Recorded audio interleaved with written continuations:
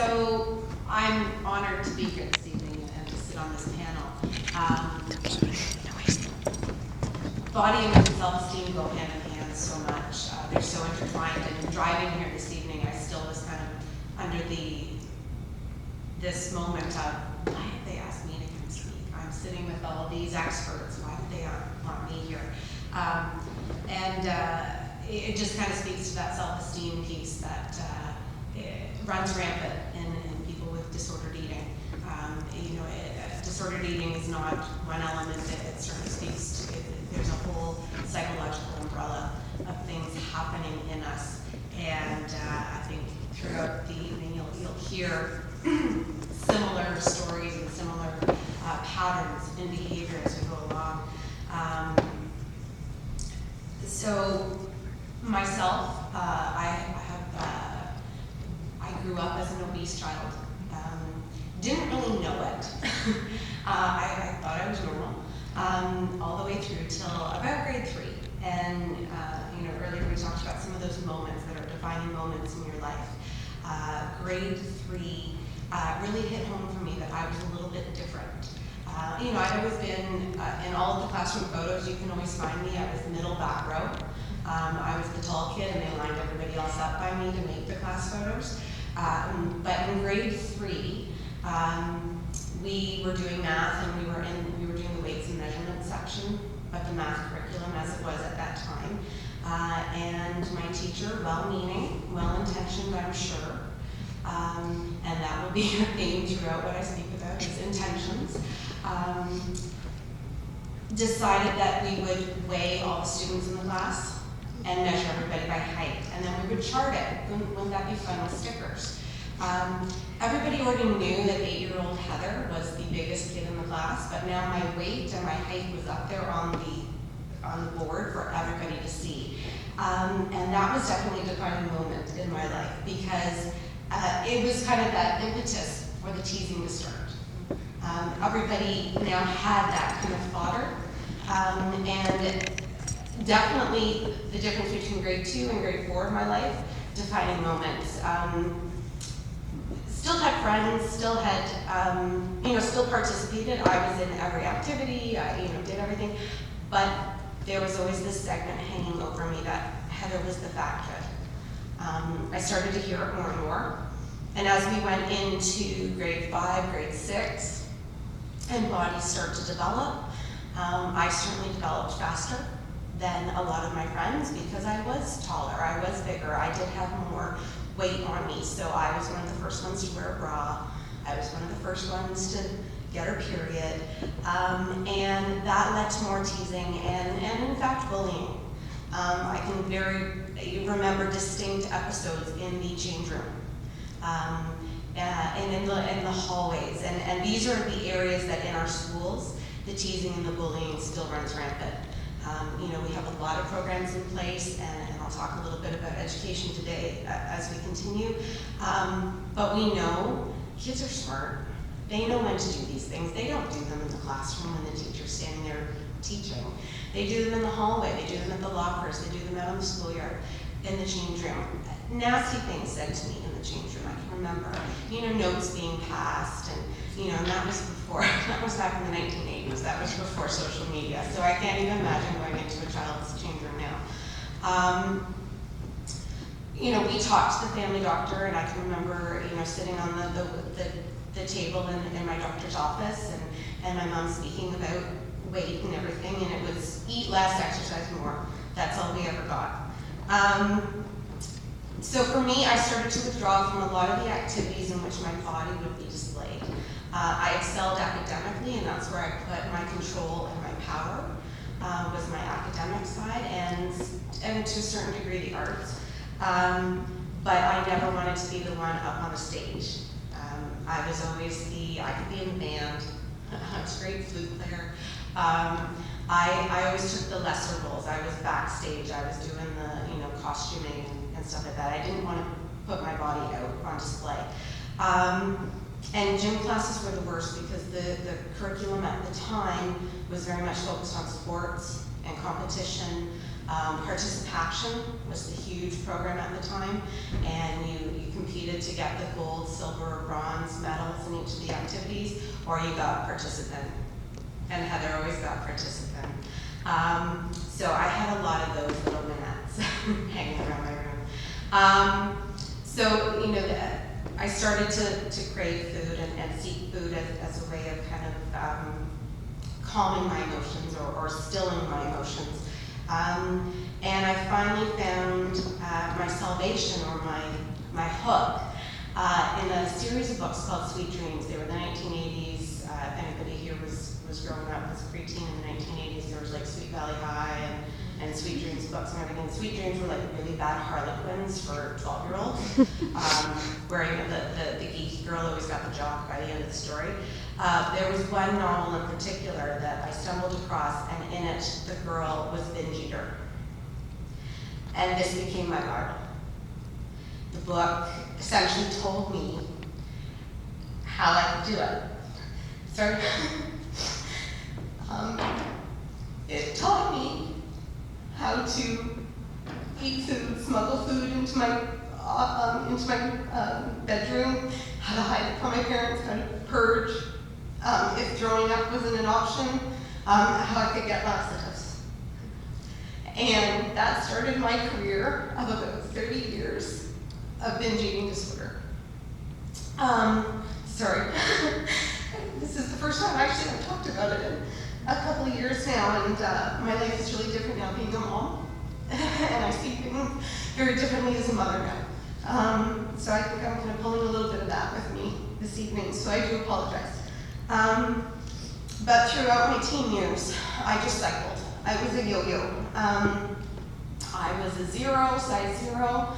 I was a size 22. And I saw myself as a failure because even in having an eating disorder, I couldn't do it right. I could never get myself to the anorexic stage. I could only go so long without eating before I had to do a binge. And then when I started to binge, I binged large. So my yo-yo experience kind of continued throughout teen years. My parents were very supportive, but they really didn't know what to do. And we kind of grew up in a household of, it stays in the household. They didn't know how to seek support, and they were also dealing with some other things themselves. So I kind of just coasted through high school. I got through high school through experiences. I will say, I had a few moments where I tried to figure out if I was going to continue on. And luckily I did. Luckily I never pursued any of those ideas.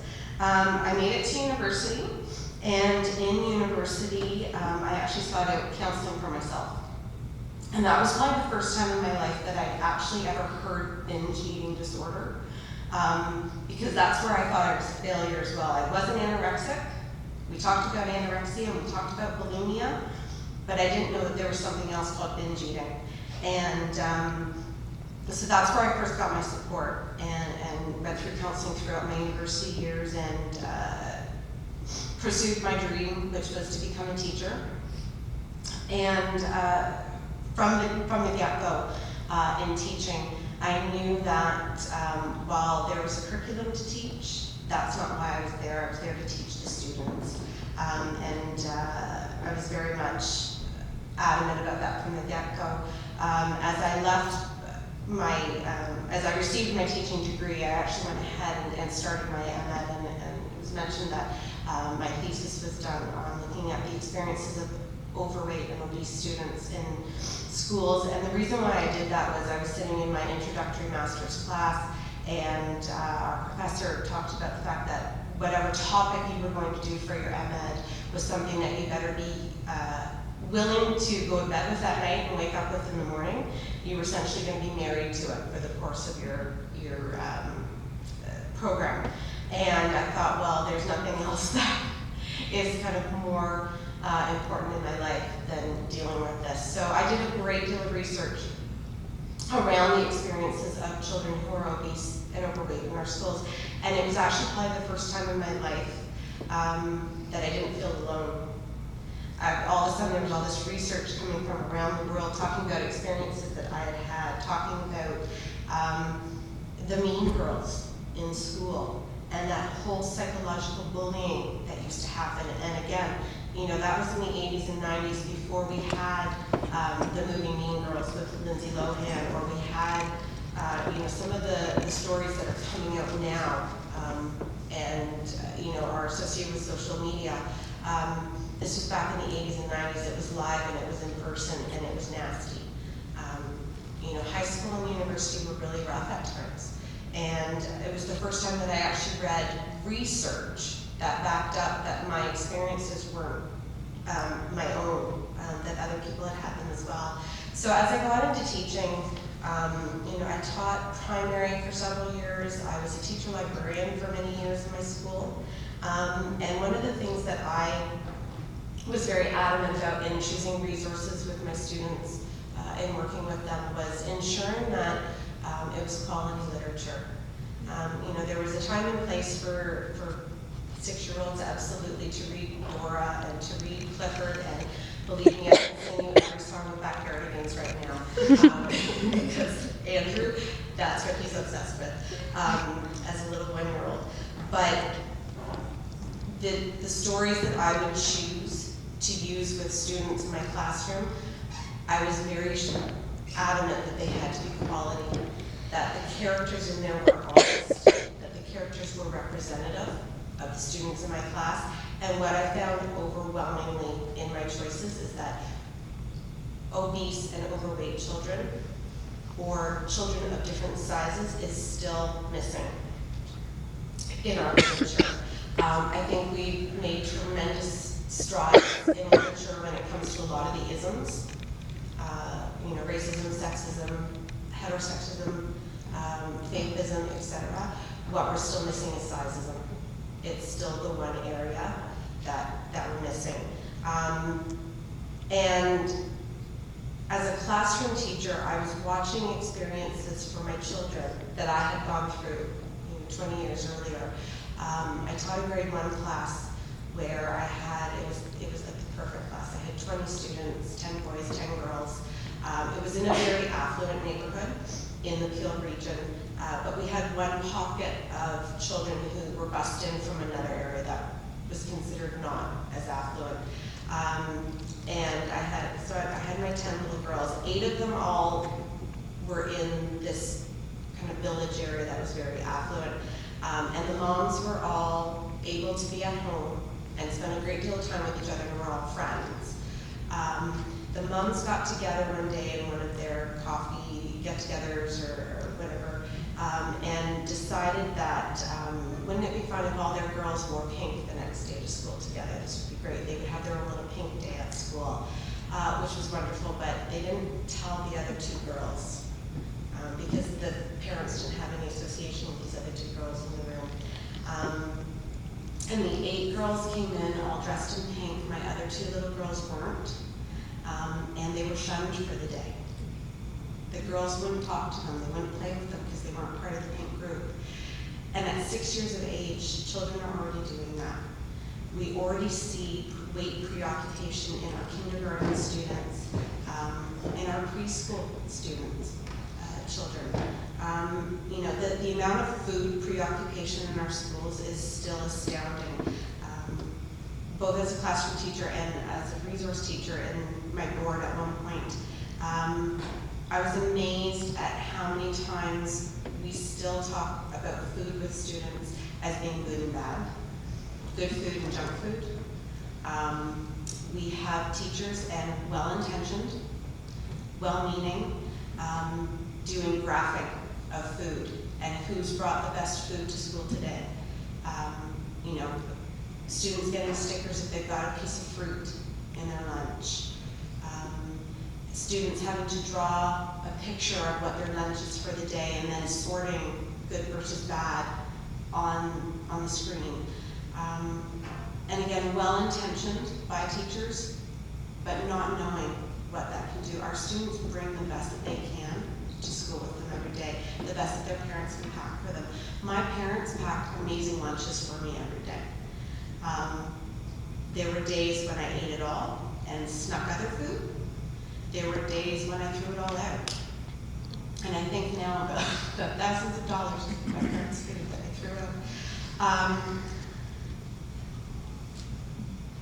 So there's a lot happening in our schools that there's a lot that needs to happen, needs to change. We still have before and after photos being used in phys ed programs for students as motivation, showing them what somebody looked like before exercising, showing what they looked like after, before and after going through a weight loss program. Well-intentioned, but for the students in that class, it can be a trigger. It can be that defining moment that makes them, take a look at how they can get to that point. There continues to be a lack of understanding amongst educators that healthy looks different in every child. That there is healthy at every size, and I continue to see that amongst my colleagues now. So, just to kind of wrap up here, I think I've got on my tube. I think there are a lot of great intentions in education, but there is a lot that needs to happen. We need to look at ensuring that we have literature in our children's hands that are representative of health at every size and reinforce positive behaviors and positive body image in our students. We need to get more professional development out to teachers. We have initiatives in our schools around character education and anti-bullying and mental health, but it's a half an hour segment in a staff meeting that's crammed in with 45 minutes of other business items. We don't have time to go critically into it with educators, which means that educators can't get into it critically with their students. And I think we'll probably continue with that with questions as we go on. So just to kind of wrap up a little bit about myself, I am returning from a one-year maternity leave. So I would say 2 years ago I had to develop a very different relationship with food. Once I found out I was pregnant, food finally for me became a source of nourishment, and exercise was a way of helping to grow my little guy. And the minute he came into my arms on February 26th, 2014, again, a completely new and different understanding of food and activity. I'm proud to say that throughout this past year with my child, I'm very cognizant of what I share with him and how I present food and how I present activity in my family, and I think that he has probably been the biggest part of my healing process over the past 30 years of disordered eating.